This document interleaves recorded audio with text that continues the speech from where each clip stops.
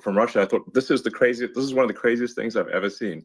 Just when Germany most needs electricity, yes. Germany is shutting down one of the best sources of electricity, which is nuclear power.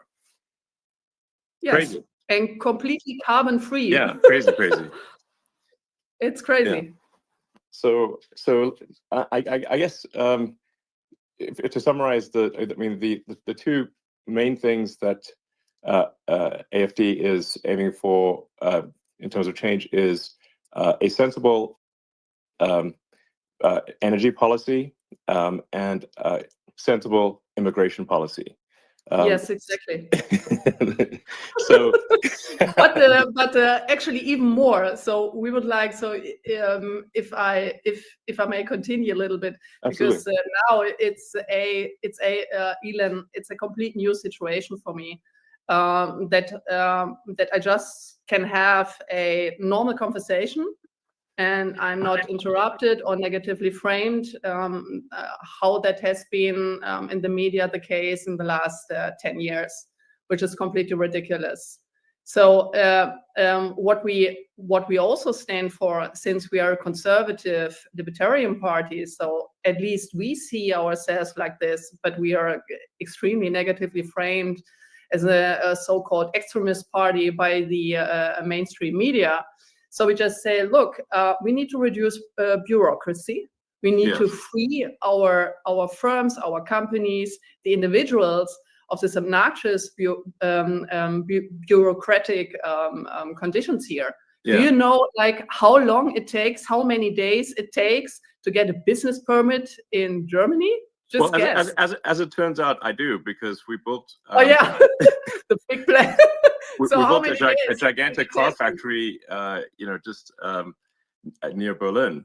So we had many challenges. I mean, this is, to be clear, like we actually had a lot of support, a lot of local support from the local government, from the national government, and despite all that support, just the sheer number of rules that the people in the government are required to follow is completely crazy.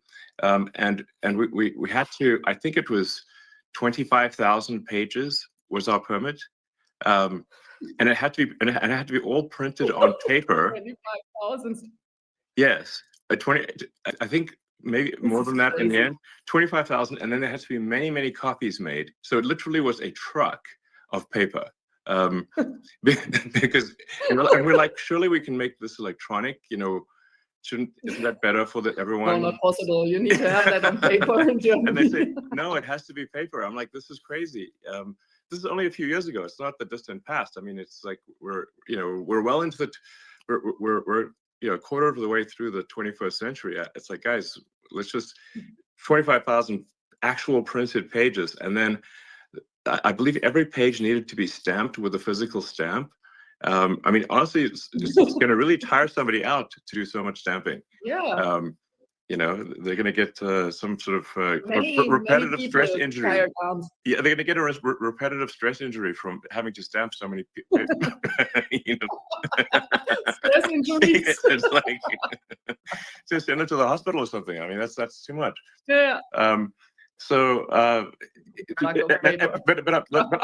I'm not trying to blame the sort of individuals who are doing this time, because they are just following the rules. So we have to change the rules, and there needs to be, I think, in my view, for all countries, but especially countries that have enjoyed prosperity for a long time, it is extremely important to have what I call sort of garbage collection of rules, which is to re-examine the rules and regulations. And make sure that they are clearly a net good, and if there's any doubt about them being a net good, we should eliminate them, because otherwise we get to this point where everything is illegal, and so it's just absolutely crazy. Absolutely, and it's not only about bureaucracy; it's also about taxes. Germany has the highest taxes. Yes. Of all OECD countries. So the normal German employee, he works more than half of a year for the state. You have to imagine that. You're right. Like with taxes plus Social Security, so more than half of the year you work for this dysfunctioning state, because like the state does not provide the vital provisions for the people here. So he doesn't provide for security. So we have like skyrocketing criminal rates here. Right. He doesn't care about education. So we have this same insane, wokish, leftish, socialist agenda in our educational system. So the young people, they don't learn anything in school, in university, etc. So they just learn about gender studies. Are you serious? And they just, yeah. No, really. I was under the impression that Germany had a pretty good education system that was quite rigorous with the gymnasium and all that sort of stuff. At least it used to at one point. So, but it sounds like this has I don't know, the woke mind virus has infected Germany quite badly. Yeah.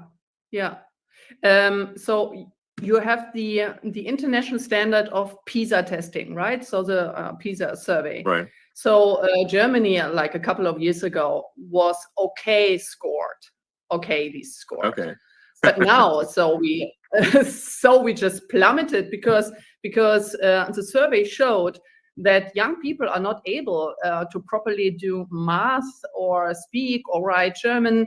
And in some states here in Germany, you have to imagine they just abolished the writing grades in terms to get the language grade, right? So you don't need to write German properly anymore because our entire educational system has been deteriorating. Wow. And that is also the reason, for instance, why young people, they vote for us now, because they want to have a proper education and they want to have back a proper educational system that provides the young people with capabilities.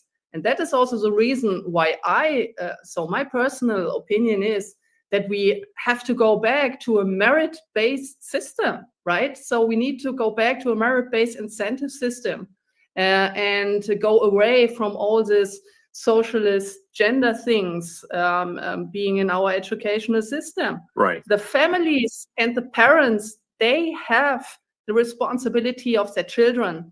And the schools and the university, they have the responsibility to give good education and not all this woke socialist nonsensical gender stuff.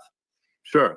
No, absolutely. I mean, the whole point of going to school is to learn useful skills that help you in life, help you be productive and understand the world. Otherwise, it's not a school. It's just a propaganda institution. True. Yeah. So, okay. Well, I mean, that makes a lot of sense. So, let's see. Yeah. So maybe I can just go on, because I was just giving an example of the educational system where the state fails because our state, the government, collected in the last year a record high of income tax. So they collected around above 1 trillion, right, of euros. So it is a record high tax. Wow. But the state, they cannot handle taxpayers' money. So what do? So they just throw the money out of the window for immigration in our social system, for instance. So since 2015, just to give you some numbers and also the audience to have an idea what's going on here in Germany. So we had an influx of almost 7 million people, but these are the officially counted. So 7 million people? Wow. Okay. 7 million people of influx since 2015 officially counted. Wow. And then because the people, they just just another funny numbers. Our state allows people to throw away their passports before they cross our borders that are not protected and controlled. So 57%, almost 60% of the people coming into our country through an open border, they throw away their papers. Why do they do that? Because once entered our country, our funny country, with this funny immigration policy, they cannot be deported anymore. So that's the reason why. So our state, our government, like the Angela Merkel government and the last one, they proclaimed a policy that everyone can choose to cross our border to immigrate into our social security system and cannot be deported afterwards because they threw away their passports. I mean, crazy. Like, how insane is that? Well, it is very insane, but that's exactly what's happened in the U.S. I mean, clearly, there's a sort of I don't know, a sort of a far left agenda that's being pushed throughout Western civilization, any place they can go, because the exact same thing was done in the U.S. where.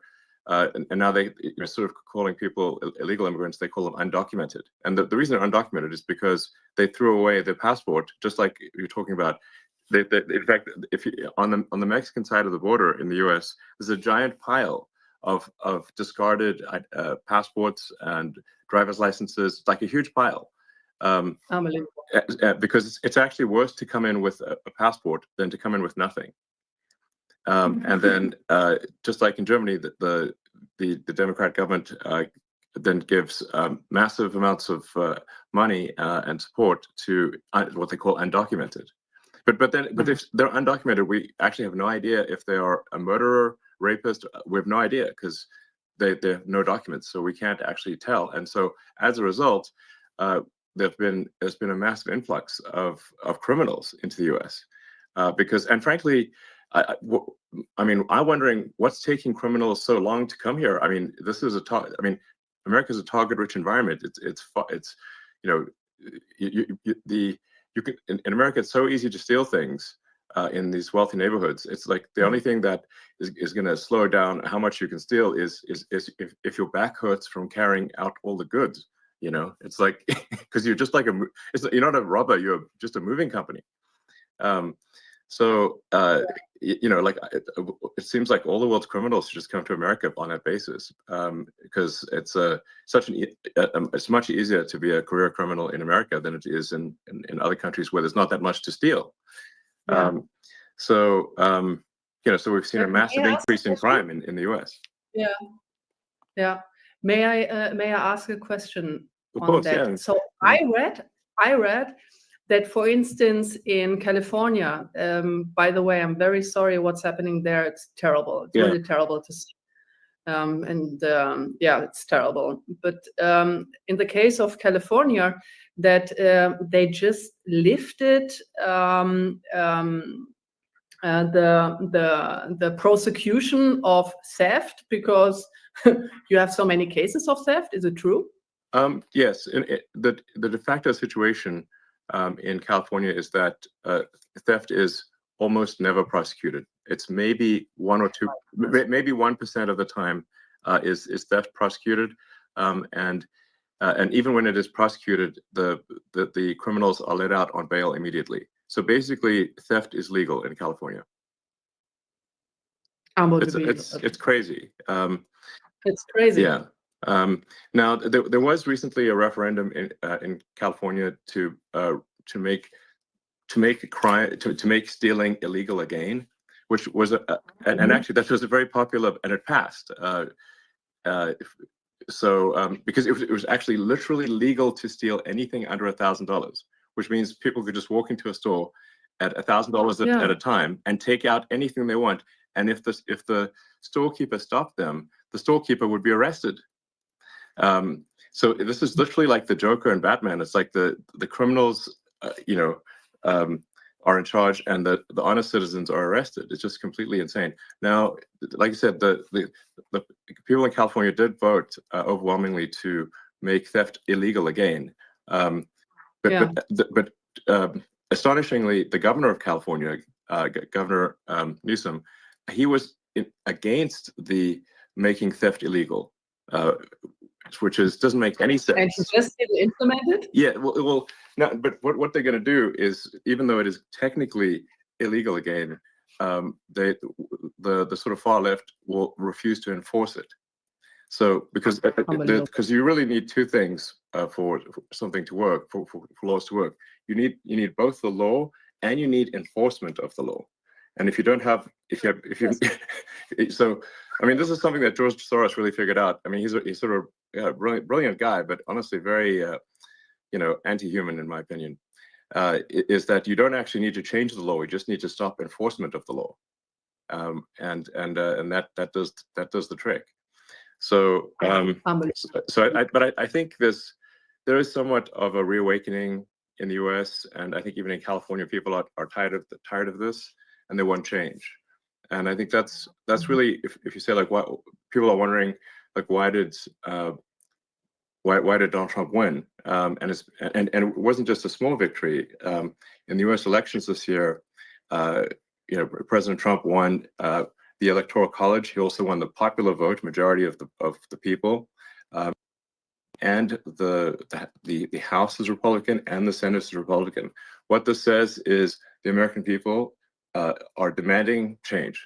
They're being very clear, and my recommendation for the people in Germany is to do the same. If you are unhappy with the situation, you must vote for change, and that is why I'm really strongly recommending that people vote for AfD. That's my strong recommendation, and I think this is simply the sensible move. And I think Alex Weidel is a very, very reasonable person, and hopefully people can tell just from this conversation, like nothing outrageous is being proposed, just common sense. So in fact, I, as I've said publicly, I think only AfD can save Germany. And I just want to be very clear about that. Only AfD can save Germany. End of story. And people really need to get behind the AfD, and otherwise things are going to get very, very much worse in Germany. Yes, because you rightly said, there is a difference of making a law and then enforcing it. So now we have the situation in Germany where you have, on the one hand, you have the AfD, and on the other hand, what's so-called the Uni-Party, right? Yeah. The Uni-Party consisting of all the others, because they stick together, and no matter what they say, they're not able to implement, to enforce the promises they're doing in every election, especially the Angela Merkel party. Do you know that the chancellor candidate, so my running mate of the Christ Democratic Party, that it's wrongly labeled, for instance, by The Economist as a center-right party. So in my opinion, it's a leftish Green party. But anyway, Angela Merkel was the first Green chancellor we had here. So what he did is that he, by the way, just talking about interference, so I just look it up here.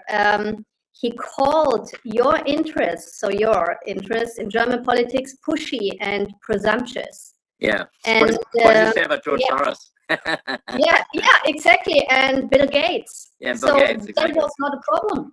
Yeah. When Bill Gates actually tried to sell his mRNA vaccination and not mentioning all the huge side effects on people's health, and no one takes responsibility about that, and the entire bluff and scam of wearing a mask, right? So yes.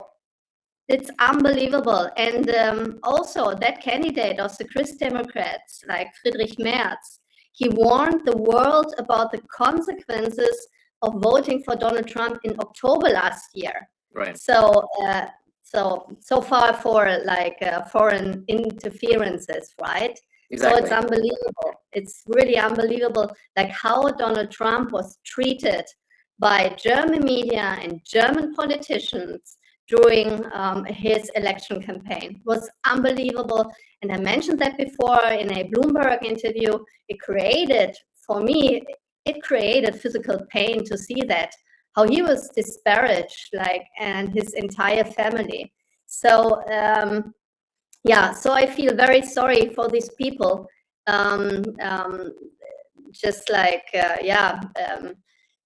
saying negative things, and now while we talk, 150 bureaucrats of the European Union are watching us, our conversation, to enforce this ridiculous Digital Services Act that is nothing else than a censorship on free speech. But free speech, right? Yes. It's and you said it, free speech.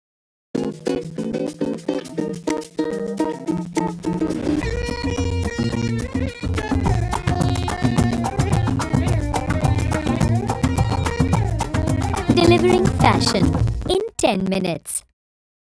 Yes. Yeah. Exactly. Without freedom of speech, people are obviously not able to say what they want to say, and then they cannot make an informed vote. So if people are simply fed propaganda and have no access to what's really going on, then they can't make an informed vote, and then you don't have a real democracy. So that's why I say, free speech is the bedrock of democracy. There must be free speech in order for people to make an informed vote. So that's essential. And you can it's actually quite easy to tell who the bad guys are. It's like, who wants to shut down freedom of speech? They are the bad guys. It's very clear. Yes, and do you know what Adolf Hitler did? The first thing, he switched off free speech. Yes. So he controlled the media, and without that, he would have never been successsul. Yes, exactly. Never been successful. Yes, But absolutely. this is what you do. Yeah, no, exactly. That was one of the first things he did was to control the media and imposed extreme censorship. And really what he was trying to do was shut down any pro-Semitic media. Anything pro-Semitic or any defense of the Jewish people was shut down. So we have to, like, very few, for those who want censorship, I think they should be careful what they ask for, because once you institute censorship, it's only a matter of time before that censorship is turned on you, and eventually they will censor you, and that's the danger. Because people love to censor things they don't agree with, but they don't realize that one day that censorship is going to be turned on them. So absolutely. Yeah. So I mean, you mentioned, of course, Hitler and whatnot.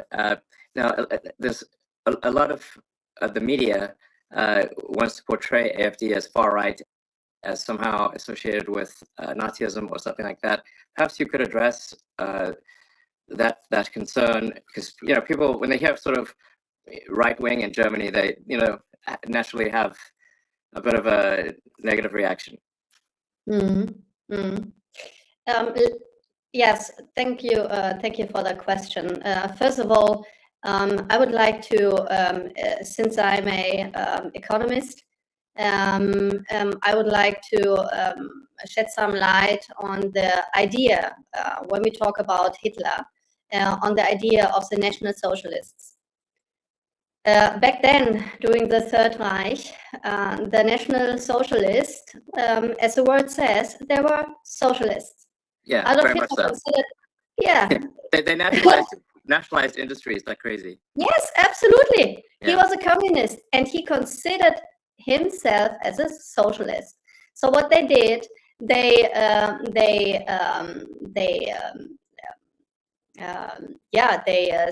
state funded then the private companies, and then they asked for taxes, huge taxes, and then also wait a second, I need to ask the word now. Verstaatlichen.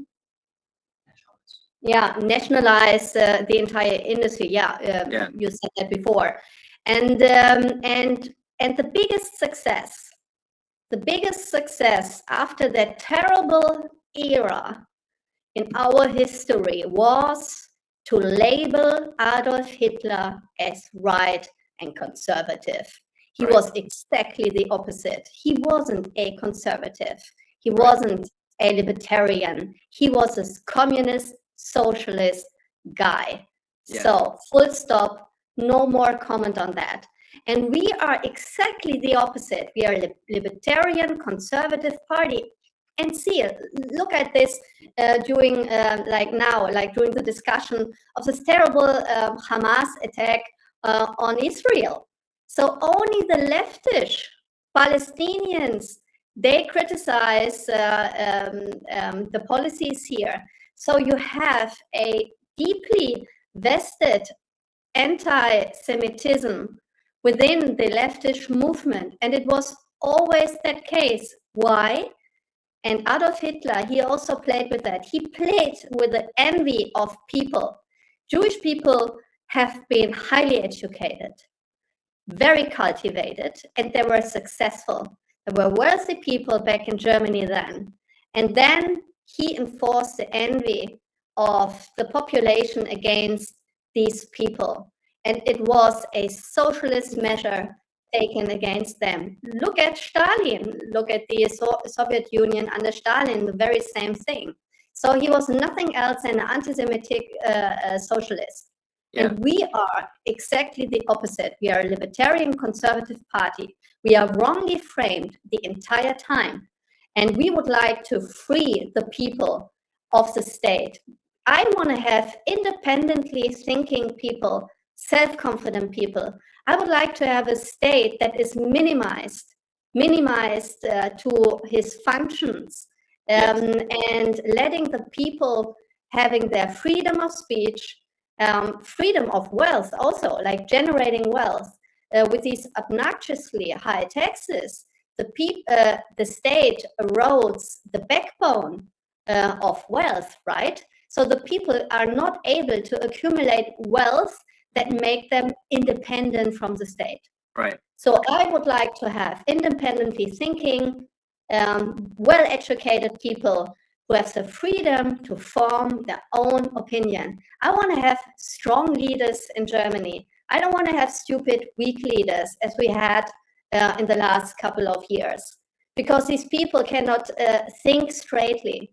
And they're a big danger. Look at the war in Ukraine now. Yeah. They're a big danger to our national security and to actually to the entire European security. This is also my hope in Donald Trump and in your administration, that you end that terrible war, this worthless dying of young people every day, like as fast as you can, because the Europeans, they cannot. They're actually given up on everything, like on a good military, on a good negotiation power. They completely depend on the US in the sense of, the USA need to do the entire job. We don't need to do anything. We just escalate the entire conflict against Russia. It's very dangerous what's going on here, and only you can basically stop it. Yeah, I mean, I think President Trump is gonna solve that conflict, I think, very quickly. As you point out, it's now been in somewhat of a stalemate for a few years, and all that's happened over the past few years is hundreds of thousands of people dying, but for no gains. And the longer this conflict goes on, the more Ukraine weakens relative to Russia. I mean, Ukraine is a much smaller country. It simply cannot afford the losses relative to Russia. Russia has, it's just, this is, the longer this drags on, the worse it is for Ukraine. And then you've got all these poor, men dying and for nothing. Why? I hope this can be this terrible conflict can be resolved quickly, and I think it will be under President Trump. Yeah, it will be great, actually, because this is our now really like the people here, like many people are anxious, and they're anxious for a very good reason, I think, because this conflict has a potential to escalate big time towards a nuclear exchange. And here, the European governments, they have no measure, they have no strategy, they have no red line, no storyline of their foreign and security policy towards Russia, towards Ukraine. Yeah. They have no strategy to end that, and they don't have the military power, right? So they underspend the budget to NATO, right? For decades, yeah. like for a very long time. Like the average, for instance, of Germany, because the share of GDP is supposed to be 2%. So Germany, on average, I think was just like slightly above 1%. So Germany didn't contribute, but Germany is also not prudent of the defendants of our own country. So this is the second thing. So we are completely dependent on the US. But I think, and I've listened to this very interesting speech of J.D. Vance. He said he doesn't want to have client states, right? Yeah. So he wants to have independent states who that also form their own independent opinion on things, right? Yes. So you, for instance, in your companies, you don't want to be surrounded by yes people and by mediocre people, right? So me neither. Right. So no, I try to acquire. Yeah. So I try to to have the best people in my team. And these best people, they have the task to criticize me every day. And I don't want to have yes-sayers, right? Yes. Because you cannot learn. Yes. So you have no mistakes. Sorry, I just said yes. Yes. Yes. Yes. Yes, people. No, but it's so, important. Yeah. Yes. But yeah, no, absolutely. I mean, for say my companies like SpaceX and Tesla, if we are constantly looking for critical feedback, because if we make a mistake, then the rockets blow up and the cars don't work. Yeah. So physics is very unforgiving. There's say like really physics is the law, and everything else is a recommendation, because I've seen people break every kind of law, but I haven't seen them break physics. And so if you don't get the design of the rocket and the operation of the rocket exactly right, and if even one thing is wrong, the rocket explodes. So, that's why I'm a strong believer in seeking critical feedback. And in fact, I think critical feedback should be viewed as a gift. Yes. Yes. Yes. So no. But just to continue on that topic. So if you don't have that feedback loop, so your rocket may explode, right? But here in this critical phase of this terrible war in the Ukraine, many people may die due to the stupid policies that have many been people made. have died. Yeah, indeed. So, well, I mean, let's touch on some maybe potential what people may view as hot button issues. Like, what are your views on Israel? Oh, very complicated. Okay, the more we have really, like the more I read about the Middle East and the situation in Israel, the more complicated it gets. And to be honest, I wanted to ask you about a potential solution, because to be honest, like in my humble opinion, I don't see a solution. So maybe Israel have to find some alliances with the Sunni states, maybe if possible. To be honest, from my point of view, like from my perspective, it's a very complicated situation. And I don't, I'm not this person, I'm not a politician. If you ask a question that I do this blah, blah, blah. Sure. I really say what I think to do honest politics. And to be honest, I don't know. To be very frank, I don't know how to solve the conflict at this point in time, and I hope maybe you have an answer on that. Sorry for being dissatisfactory, but it's so complicated, and I want to give prudent answer. And in case of Israel, I don't know how to resolve this conflict, to be honest. Well, I guess maybe another way to say it is, do you unequivocally support the existence of the state of Israel? Yes, of course. Okay, that's what people want to know. Yeah, I'm asking questions that maybe seem very obvious, but you know. No. Oh, yeah. Oh, yes. Now I see why this question. No, absolutely. Yeah. So we need to protect the existence of Israel. And we need to protect not only the existence of the state of Israel. I also think that Benjamin Netanyahu have made many mistakes in the past, to be honest.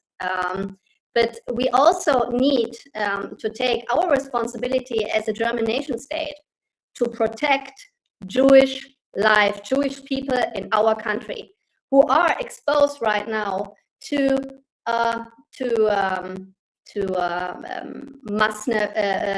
Muslim crime, right? So they are not safe here anymore. So I don't know if you saw some videos here of the streets of Berlin. I'm right now in my office in Berlin, but like with all these demonstrations of the Palestinians here, well, a Jew could not walk through the street anymore, right? And we have a huge potential of anti-Semitic crime against the Jewish people. And to be very frank here, the AfD is the only protector, and I'm saying that like very frankly. The Alternative für Deutschland, the AfD, can only be the only protector of the Jewish people within here in Germany, because the Uni Party, all other parties, they did exactly the opposite. They let like millions of people in. They let them do crimes on our streets, like the crime rate are skyrocketing.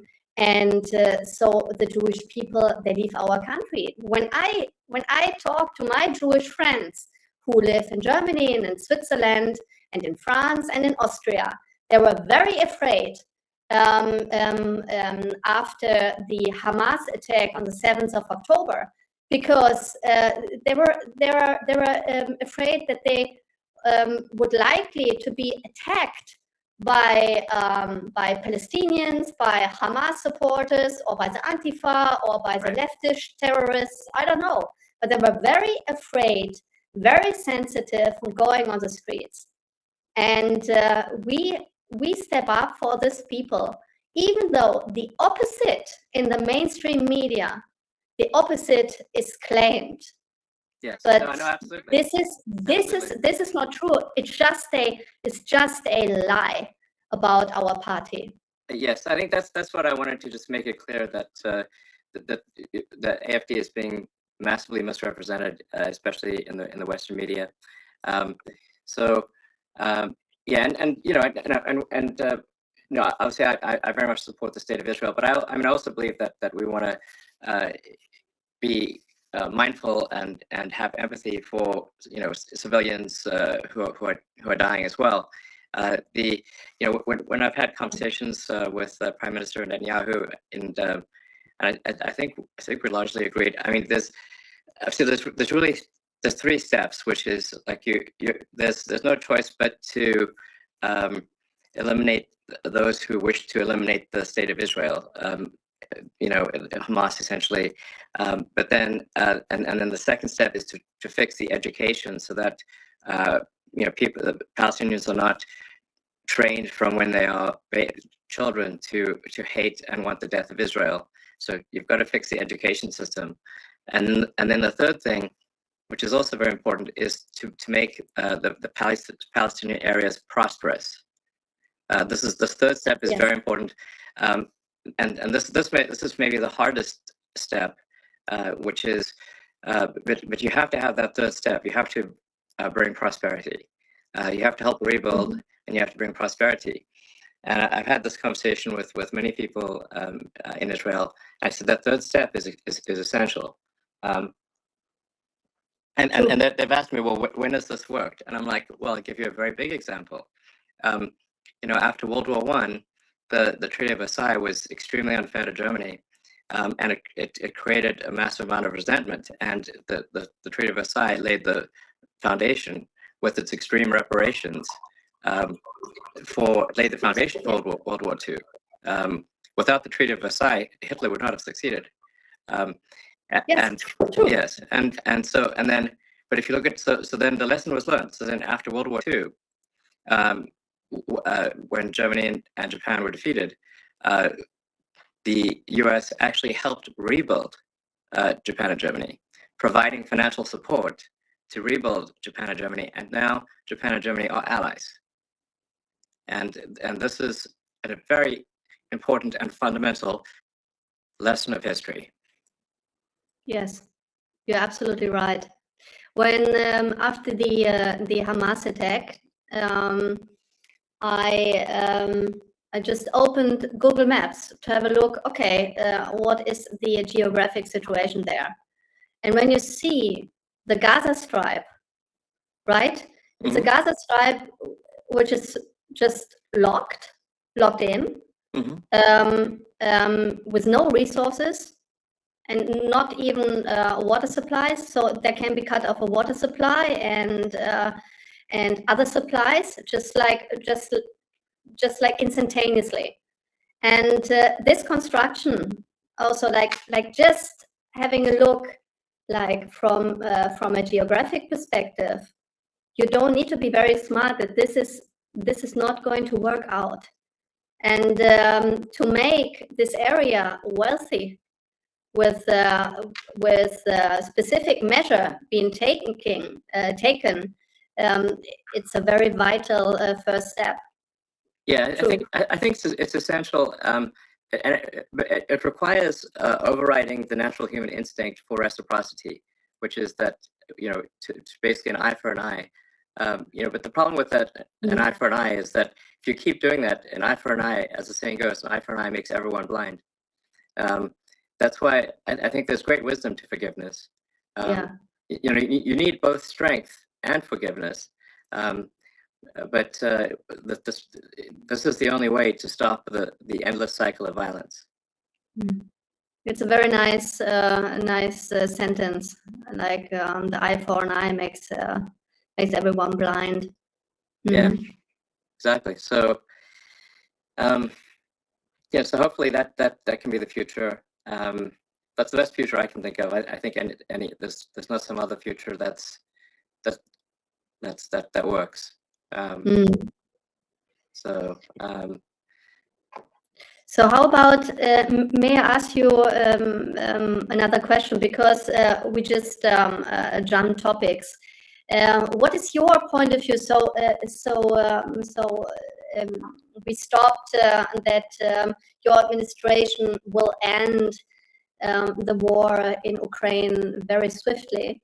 But what is your perspective on the instruments and measures that could be taken? So would you like to talk about it? Can you talk about it a little bit? So what we could expect? Yeah.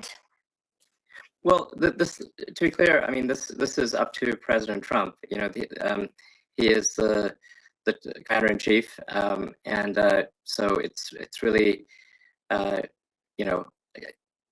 up to him. So I don't want to speak for him. So, I do think that there is a path here to a resolution, and but it does require strong leadership in the United States in order to get this done. So, yeah. But I'm confident that it can be done. Okay. And I do think it's possible to have peace in the Middle East as well. These are possible. So, and I think that would be a great future for the world. So yeah. Yeah. No, great. So it's absolutely fair. Very, very fine with me. Yes. Well, let's see. Are there any other topics we should discuss, or if you have any questions for me, or anything you think people might want to know absolutely. about? Sure. Because I want to ask, and many people are interested in that. So why do you believe that flying to Mars and populating Mars is your top priority topic, the SpaceX? And when do you think, when will you be ready to have a human expedition to Mars? If you allow, if I may ask this question, because everyone is interested. So these are great projects, right? Yeah. Well, I mean, I think at a very high level, I think sort of like what set of actions are going to lead to the long-term prosperity of civilization. You know, the sort of a growth in the scale and scope of consciousness. You know, to the best of our knowledge, we are the only place with life, or certainly the only place with life that is intelligent in some form. You know, a lot of people think, oh, there must be aliens, but I've not seen any evidence of aliens. If the archaeological records are correct, you know, Earth is 4.5 billion years old, but civilization, as measured from the first writing, is only about 5,000 years old, which is about 1/1,000,000th of Earth's existence. So all of human civilization is a tiny flash in the pan so far. And so we have to say, well, what steps can we take to ensure the long-term survival of life as we know it, of consciousness? And if we are a multi-planet species, the probable lifespan of consciousness is dramatically greater than if we are a single planet species. This is not to say that I think that Earth is about to die or anything like that, but there is some risk. You know, if there is a global thermonuclear war, or some extreme natural event like a giant, you know, meteor that hits the Earth that causes a mass extinction event. I mean, if we look at the fossil record, there are at least 5 extreme mass extinction events that would have just basically extinction events that would have destroyed all of humanity completely. There's 5 of them at least, and so I think if we should take this opportunity today, because for the first time in the 4.5 billion year history of Earth, it is possible to extend life and to extend consciousness beyond Earth. And that window of opportunity may be open for a short time, or it may be open for a long time. But just in case it is open for a short time, we must take advantage of this window and as quickly as possible become a multi-planet species and ensure the long-term survival of civilization. So what is your time frame for a expedition, like for the first human expedition? Well, yeah, so to be clear, what matters is not so much the sort of flags and footprints, but the establishment of a self-sustaining city on Mars, where the critical threshold is where the city can grow independent of Earth, meaning if the resupply ships from Earth stop coming for any reason, that the Mars colony does not die out. That's if we are able to reach that point, then we have passed one of the very important and fundamental Fermi great filters. You know, there's this idea of like, well, why don't we see evidence of intelligent life? Well, there's this idea that there are these various great filters that these civilizations never pass, and one of those great filters is never going beyond your home planet. So if we can pass the Fermi great filter of being a single planet species, and to be clear, if we are a single planet species, it is just a matter of time before we are annihilated. one can argue about how long it will take, but eventually there will be something that happens that annihilates civilization. It might be very far in the future, but we simply know from the fossil record, as I mentioned, that there have been at least 5 mass natural extinction events, and I think there's added risk for humans that we could destroy ourselves, because the dinosaurs did not have thermonuclear weapons, so they also didn't have spaceships. So we've got the risk of thermonuclear war that could destroy everyone, but we also have spaceships that can make life multiplanetary. And but to answer your question more directly, I think we can send uncrewed starships to Mars in approximately 2 years. So Earth and Mars Earth and Mars align for planetary transfer roughly every 2 years, every 26 months. 2 years. 2 years. Yes. So the Earth obviously takes a year to go around the sun. Mars takes approximately 2 years. And obviously one cannot go to Mars when it is on the other side of the sun from Earth. Yeah. So we have to wait for when Mars is in roughly the same quadrant of the solar system as Earth. And that occurs for about 6 months every 2 years. And the optimal transfer window is typically just a few months. So for a few months every 2 years, or every 26 months, you can transfer to Mars. So there's currently a Mars transfer window, which means that the next one is in 2 years from now, and then there'll be another one 2 years after that.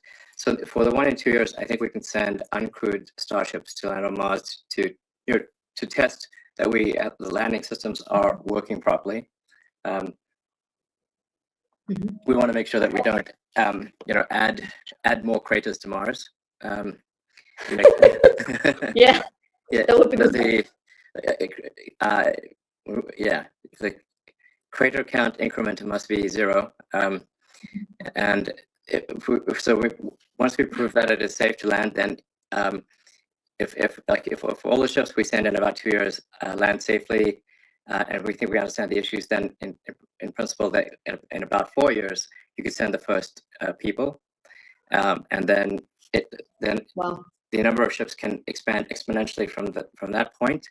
I mean, as a rough order of magnitude, my guess is that we need to transport about a million tons of cargo to Mars to make it self-sustaining. When things are very uncertain, I think if you can even guess to within 1 order of magnitude, you're doing quite well. So I suspect probably 100,000 tons is maybe not enough, and hopefully we don't need 10 million tons. So therefore, my guess is hopefully 1 million tons is enough to make Mars self-sustaining.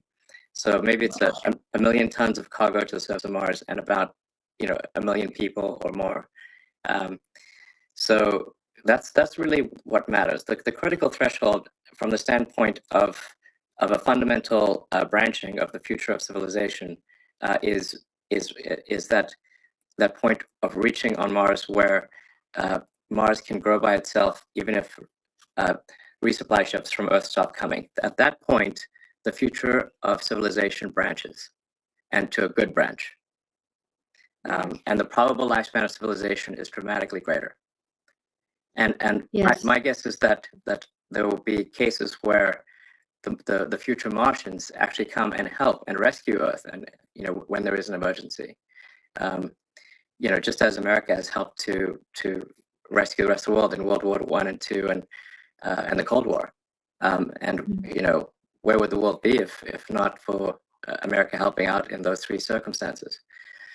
So I think that there's a good chance Mars helps save Earth at some point in the future, maybe many times. And then once we have a civilization on Mars, we can expand to the rest of the solar system, to the larger asteroids like Ceres, maybe to the moons of Jupiter and Saturn and beyond, at least through the rest of the solar system. And then and then we go from being hopefully a multi-planet civilization to at some point a multi-stellar civilization, and we're out there among the stars. and then we can try to find out what is the nature of the universe. Perhaps when we go to and visit these faraway star systems, we will discover the remains of long dead alien civilizations. I think that would be incredibly interesting, but for sure it will greatly improve our understanding of the nature of the universe dramatically. Absolutely. Yes. So and things like the time scales are just remarkable to think about. I mean, physics suggests that the universe is about 13.8 billion years old, and I mean, even the elements in our body that aren't hydrogen, that like any heavier elements had to be formed in the center of a star, and so a large part of our body was actually formed in the center of a star, and that star exploded, and then the elements recondensed ultimately billions of years later to form Earth and humans. So when you think about these timescales, they're really remarkable to think about. But a civilization that lasted 1 million years. So our civilization, like I said, I think a good metric for saying when does a civilization start, I think, is maybe writing. That's it. If you're going to pick anything, I'd pick that. That's only 5,000 years ago. So for a civilization to, like, let's say, last an incremental 1 million years, that's an enormous amount of time as compared to the length of human civilization, but it's very small compared to the age of the universe. You'd have to go 3 digits past the decimal point of 13.8 billion years just to increment 1 million years. So I think we may find when we go out there and explore these star systems that there were alien civilizations. Maybe they lasted for millions of years, much longer than we've lasted. And I think any civilization that can last 1 million years is going to be in the Hall of Fame. That's an incredibly long time. Anyway, and I think as for humanity, we don't want to be one of those lame one-planet civilizations. Like, any self-respecting civilization should have at least 2 planets. So that's what we should aim for. Wow. If you so you just said that the human body comprises of elements of an exploded and then reordered elements, right? So do you think that this coincidentally happened, or do you believe in God? I'm just curious, because many people say, okay, this cannot have been a coincidence. That cannot, right? So it just could have been God. So do you believe in God? Well, I'm open to believing in things proportionate to the information that I receive. So I mean, I guess I have sort of a physics view of reality, which is, I guess I'm trying to understand the universe as much as possible to understand what's going on. I'm certainly open to the idea of God, and if you say, like, well, where did the universe come from? How is it created? What I suppose there would be some entity that you could call God. I don't know. But that's a separate question from, say, is there some entity that is observing our daily actions and rendering a moral verdict on what we do from day to day? That doesn't appear to be the case, because at least there's some very evil things that happen in the world, and if there's someone observing us on a moral basis continually, then it does seem odd that some very evil things are allowed to occur. But maybe that is the case. I don't know. I try to form my opinions based on what I learn, and as I learn more, I aspire to change my views to match what I learn. Yeah, same here. To be honest, I'm still on a search.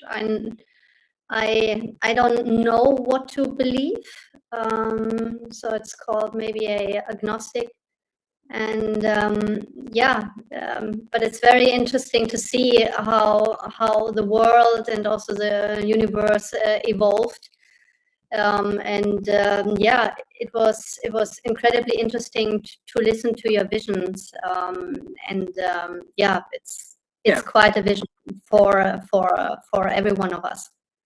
Yeah, I would say that what I have is a philosophy of curiosity. So I'm curious about the nature of the universe, and I would say I subscribe to the Douglas Adams school of philosophy that was described in The Hitchhiker's Guide to the Galaxy. In that book, the Earth was sort of a giant computer that was trying to answer the question, what is the meaning of life? And then it comes back with 42, and they're like, what does 42 mean? And it's actually the answer is the easy part, and the question is the hard part. That was actually quite an illuminating thing for me, because I had a sort of an existential crisis when I was, I don't know, 12 or 13, about the meaning of life. And I read many of the religious texts and the books on philosophy. It's like reading Schopenhauer, Nietzsche, and whatnot, which is a bit depressing if you're to read as a child. Ultimately, why? Well, why? They're a bit negative. At times, it's actually, it makes more sense reading it as an adult. But then I read The Hitchhiker's Guide to the Galaxy, which is really a book in philosophy in the form of humor, and I think it kind of really that I thought was very insightful. That we should basically try to understand the nature of the universe, and in fact understand even what questions to ask about the answer that is the universe. And so that led me to conclude that we should aspire to expand the scope and scale of consciousness, so that we're better able to know what questions to ask about the answer that is the universe. So we should just seem to take the set of actions that lead to a greater understanding of the universe. Wonderful. Actually, these are perfect last words, to be honest, for our conversation, because I don't know right now, like what to continue, because because these words are so beautiful. So I would just like screw it up, and it was wonderful. It was very